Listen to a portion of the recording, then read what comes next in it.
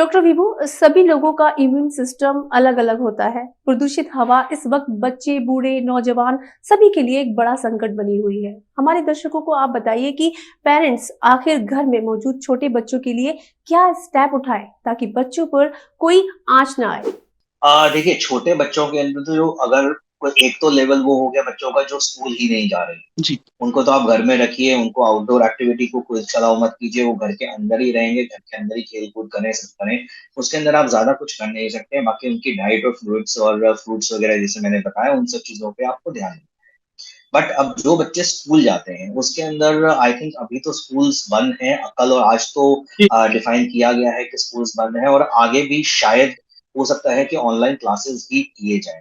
अगर online classes नहीं रहती हैं, तो जैसे मैंने बात हुई कि भई एडिक्वेट फ्लूइड्स और फ्रूट्स और वेजिटेबल्स और आपकी डाइट वाला पार्ट तो हो गया। Apart from that N95 mask use करना है।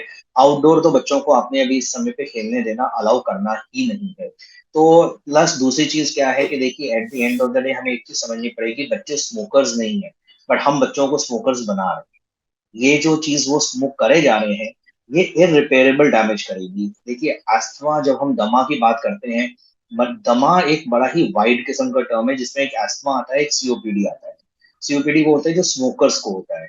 और आज की डेट के अंदर जो मैंने पिछले 10 साल के अंदर मेरे पास बच्चे आ रहे हैं, उनका जब हम साँस का टेस्ट करते हैं, जाँच करते हैं, तो हमें रियलाइज़ हो रहा है कि उनकी पिक्चर ना सीओपीडी जैसी आना शुरू हो गई है।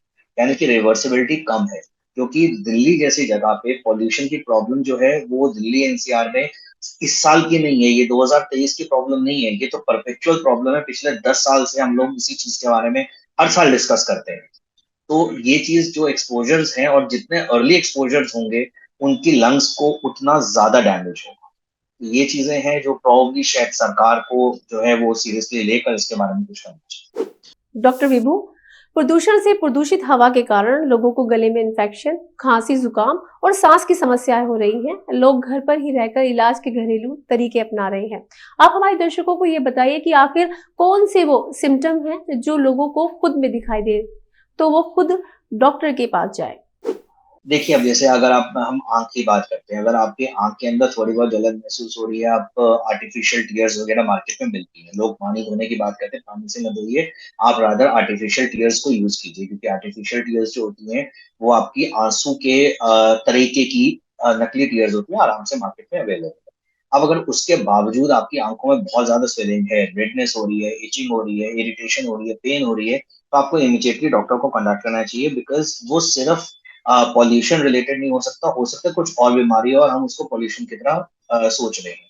दूसरी बात है जैसे लंग्स का मैंने आपको बताया कि अगर आपको थोड़ी गले में खराश है या साँस में थोड़ा ऊपर-नीचे थोड़ी महसूस हो रही है फ़ील तो तब तक तो ठीक है, परंतु अगर जैसे आपका अस्थमा के केसेज़ हों या सीओपीडी केसेज़ हैं जिसके अंदर आपको पता है कि भई मेरी बीमारी चल रही है और मुझे तकलीफ़ हो रही है, तो चाहे आप ऑनलाइन ही सही बट अपने डॉक्टर के साथ कॉन्टैक्ट कीजिए इससे पहले कि आपकी हालत ज़्यादा बिगड़ जाए।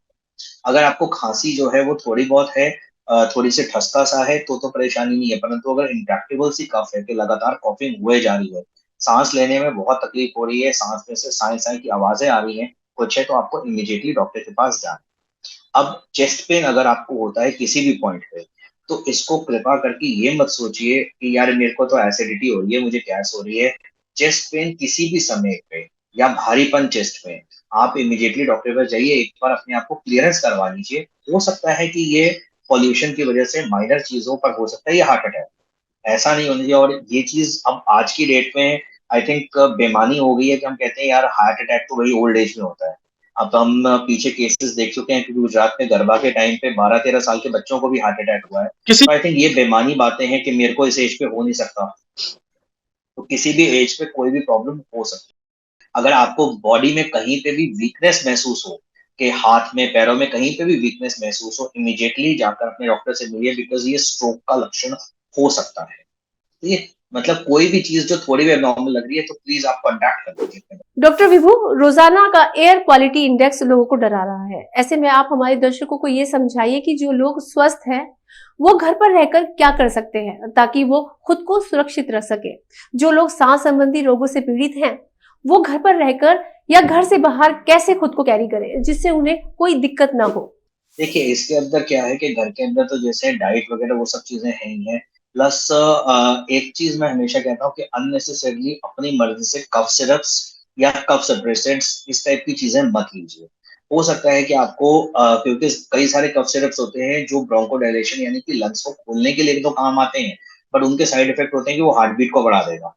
अब पता चले कि आप तो जाकर अपनी मर्जी से खरीद लाए, बट आपको उसका साइड इफेक्ट पता ही नहीं है, तो उसको मिसयूज मत कीजिए। तो बेटर तो ये रहता है कि आप अपने देसी जो है काढ़ा वगैरह ले लिया, आपने फ्लूइड्स वगैरह ले लिए, स्टीम ले ली, गर्म पानी पी लिया, वो चीज़ें।